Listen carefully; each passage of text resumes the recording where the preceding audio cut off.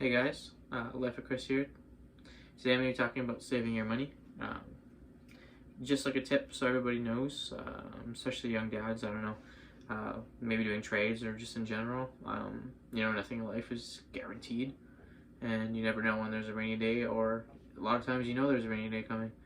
When you're in the trades, we live here in Canada, so you don't get like great season, great weather all the time, and it's hard to work when it's freezing outside. Not for me personally, I don't hate it too much. It's just more so you can't work like your water will freeze, your cement will freeze, and that's not a good thing, right? You can't have stuff freezing while we're at work. So saving your money. So before I got into the trades, I already knew. I'm always the kind of person to look ahead, like 10 steps ahead, which is really important, I think, for everybody to always forecast your future and always expect things. So try to expect them as best as you can. So I knew, like, in the trades, like winter, isn't like a guaranteed, like working like 60, 70 hours a week, which what I'm used to. It's a lot less, like slim to none when it gets cold outside. I mean, we were working, I think last week we did 40 hours, and the week before that we did like 70. So you see, last week it slowed down, and this week it's like slim to none, right?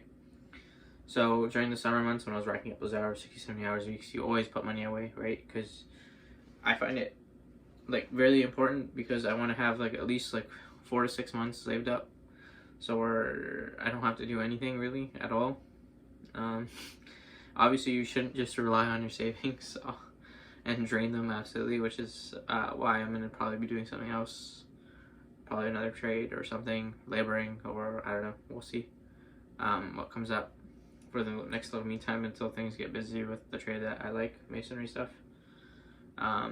So we'll see for that. So as I was saying, when it comes to saving, like you can, generally people will just toss their money into their savings account, which is good, as long as you're saving money, that's all that really matters. But there's different options too, like they have, with your bank, you can look into like a high interest savings account, high interest tax-free savings account, depending on how much money you're holding, they'll give you percentages based on how much money's in that account with with the monthly average. So it depends on how much money you have saved, right? Which might be better, either or. Also, you can look into investing your money into like a tax-free savings account, either through your bank if you don't really want to think about it too much. But I highly recommend that you look into different apps like Webull, Wealth Trade Simple, Wealth Trade Simple Invest. Like all these are really good. They have very low to no fees. On Wealthsimple, the only fee you get charged is if you're trading in USD and you have Canadian dollars, right? But even then, they have an extremely low exchange rate, which is good, right? But the reason why I suggest you looking into yourself is like you can actually see and avoid. It's like see what companies you're investing in. If you choose to invest in individual companies or ETFs, and like really analyze the whole thing yourself. Versus having like a portfolio manager and having those fees that come with going with your bank. And I think that's why you see so many younger people using these apps, because they're little to no fees and you can really look into everything yourself. And why I recommend investing your money instead of just tossing into a savings account is because you have the potential to make more money. Potential, I say potential because if you do absolutely wrong and you're really risky, you have the chance to win it all or lose it all, right? Like you could get huge gains or have huge losses. But generally, I guess I would recommend for most people is just holding on to like a couple of ETFs like ARK, VSP, VUN, like the Vanguard S&P 500 CAD Hedged, or the Vanguard US Total Market ETF. They're all ETFs, but yeah. But just so that you can be making like a small percentage on your money. I would say small for most ETFs, like unless you're investing in huge companies, like you probably won't get that much, maybe like 5 to 10% a year, we'll say. Like if you just hold on to it through the whole year, which is good, because if you're holding your money in your savings account for the whole year and it's not doing anything anyways, getting a zero on it pretty much, for like a penny. If you ever seen the money that your bank gives you for holding into your savings account. So the way I do my investing is I save my money generally, like I hold on to it and don't do anything with it. and with a small percentage, not a small percentage, but a good amount of money that I don't need for like a great amount of time being, I invest my money either into ETFs or individual companies.